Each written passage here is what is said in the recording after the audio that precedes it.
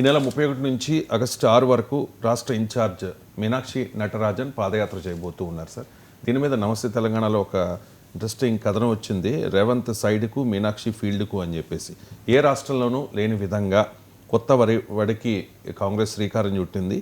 6 జిల్లాల్లోని 6 నియోజకవర్గాల్లో సాగనున్న కాలినడక ముఖ్యమంత్రిని డమ్మీ చేయడమే పాదయాత్ర ఉద్దేశమా అంటూ క్వశ్చన్ చేస్తూ ఉన్నారు సార్. సార్ ఏంటి సార్ ఇది నిజంగానే రేవంత్ సైడ్కి వెళ్ళిపోయినట్టేనా, మీనాక్షి నటరాజన్ ఫీల్డ్కి వచ్చినట్టేనా? అంటే ఒక రాజకీయ పార్టీలో పార్టీ గవర్నమెంట్ రెండు ఉంటాయి.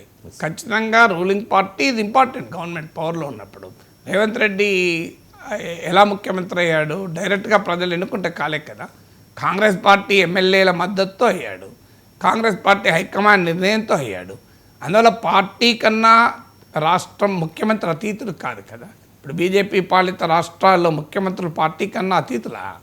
సో అందువల్ల ఈ పార్టీ ప్రివేల్ అవుతుంది అంటే ముఖ్యమంత్రి సైడ్ అయిపోతున్నట్టు కాదు. ఎందుకంటే రాజకీయ పార్టీ వ్యవస్థలో మనం ఉన్నప్పుడు ఖచ్చితంగా రాజకీయ పార్టీ వల్లనే ముఖ్యమంత్రి అవుతాడు, వేరే పార్టీ వల్ల కారు కదా. సో రాజకీయ పార్టీ వల్ల ముఖ్యమంత్రి అయినప్పుడు పార్టీ ఇన్ఫ్లుయెన్స్ అనివార్యంగా ఉంటుంది. ఇప్పుడు ముఖ్యమంత్రుల్ని బీజేపీ అనేక రాష్ట్రాల్లో మారుస్తూ వచ్చింది. కర్ణాటకలో, గుజరాత్లో చాలా చోట్ల. మరి పార్టీ మార్చకపోతే ఎవరు మార్చారు?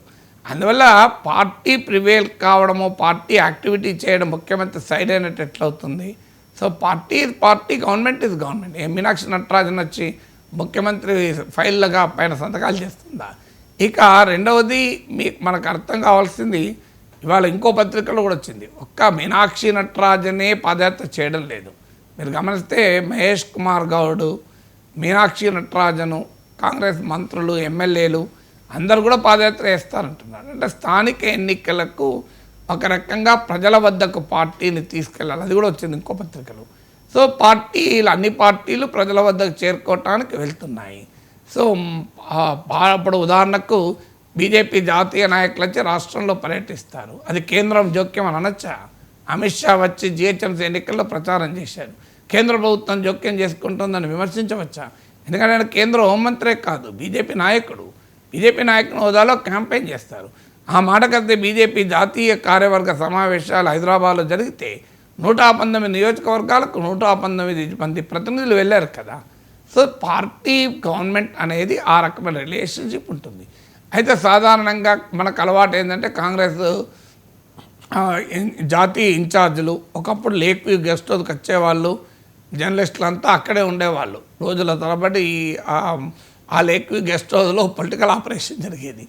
ఇప్పుడు మీనాక్షి నటరాజన్ కొత్త ఒరవడిని సృష్టించారు. ఆమె ఈవెన్ హోటల్లో కూడా 5 స్టార్ హోటల్ వీళ్ళు అరేంజ్మెంట్స్ కూడా ఆమె అంగీకరించదు. ఆటో మాట్లాడుకొని, క్యాబ్ మాట్లాడుకొని వచ్చేస్తుంది గాంధీ భవన్కు అని. She has a different name. అంటే party with in the party కూడా చాలా ఇంటెగ్రిటీ ఉన్న ఉమెన్, ఆమె హానెస్టీ ఉన్న ఉమెన్.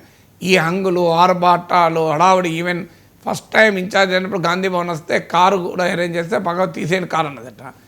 నా దారిలో నేను హోటల్కి వెళ్తే మీరు ఏం చేయాలని అవసరం లేదని చెప్పి క్యాబ్ మాట్లాడుకొని వెళ్ళిపోయిందట. సో ఆ రకంగా she has our own style of functioning. So ఆమె నేరుగా ప్రత్యక్షంగా ఫీల్డ్ లెవెల్, ఇప్పుడు ఆమె బాధ్యత ఏంటి? పార్టీ ఇన్ఛార్జ్గా రాష్ట్రంలో ఉన్న రాజకీయ పరిస్థితులను అవగాహన చేసుకొని జాతీయ నాయకత్వానికి వాటిని నివేదించి వాళ్ళ సలహాలతో రాష్ట్రంలో పార్టీని బాగు చేయడం, పార్టీని నడిపించడం కదా.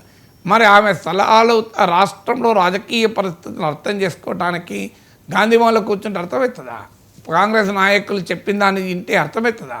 నేరుగా ఆమె రకరకాల వాళ్ళను కలవడం ద్వారా, ప్రజల్ని నేరుగా ప్రత్యక్షంగా వెళ్ళడం ద్వారా షీ కెన్ అండర్స్టాండ్ పాలిటిక్స్ కదా. రాష్ట్రంలో రాజకీయ పరిస్థితులు ఇప్పుడు మీరు ఎక్కడికి పోదామే గాంధీభవన్లో కూర్చొని ఈ వర్గం ఆ వర్గం కాంగ్రెస్ నాయకులు చెప్పిన దాన్ని బట్టి అంచనాకు వస్తుందా? సో ఆమె మోర్ సైంటిఫిక్గా నేనే జనంలోకి వెళ్ళి నా విషయాలు తెలుసుకుంటా అంటే అదే నేరం కాదు కదా.